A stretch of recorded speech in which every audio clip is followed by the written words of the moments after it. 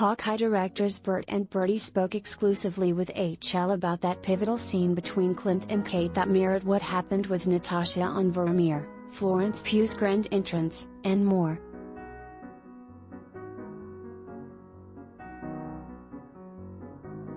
Hawkeye's fifth episode became the show's most important episode yet.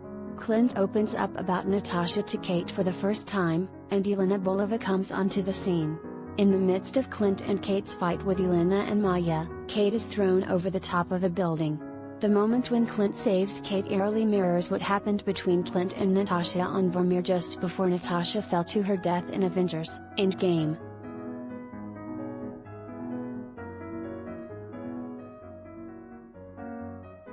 This time around, Clint is able to save Kate.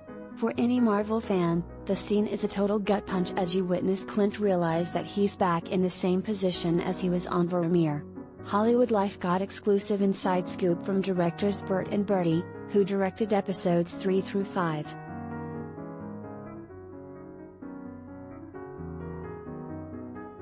When Clint sees Kate go over the edge, that's exactly what you're meant to feel, Bert told HollywoodLife exclusively.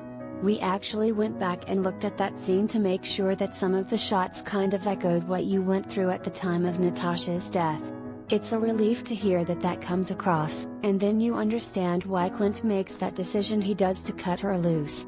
Any other character would have just left it at that, but of course, Kate Bishop is her own little unicorn, so she heads back up into the fray and ends up saving the day.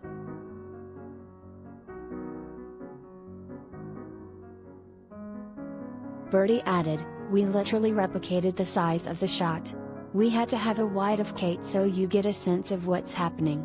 But the size of the shot on Natasha back then, the size of the shot on Clint, and even the arm reaching down just as it was before, we did a lot to try and make sure we mirrored as much as possible."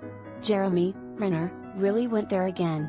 He kind of relived that experience both as Jeremy and as Clint. It was a powerful scene to shoot.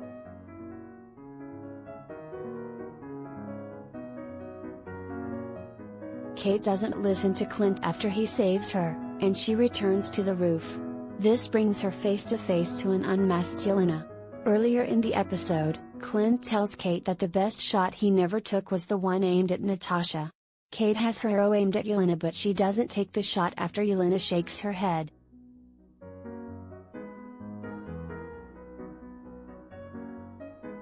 "What we love is so much can be said with a look rather than a line," Bert said. "You're right, there's a moment that they connect. If only we knew if that was going to play out or not. We just, unfortunately, don't, but you can really get a lot out of that moment, and I think in those instances you are making those assumptions about what Kate's feeling, what Yelena's feeling, but of course Florence Pugh has the ability just to hold that space, and then she's gone."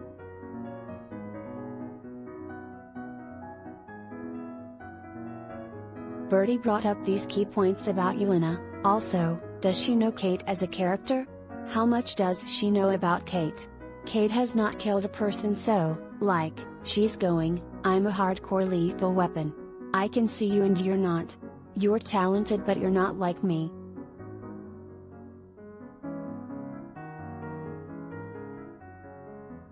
During that moment, Yelena never says a word to Kate.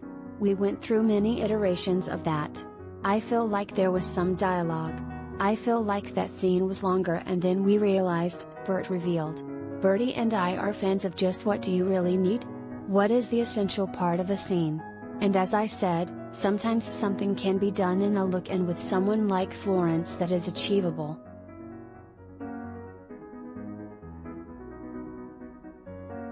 Before she is unmasked, Yelena goes after Clint, the man she believes is responsible for Natasha's death.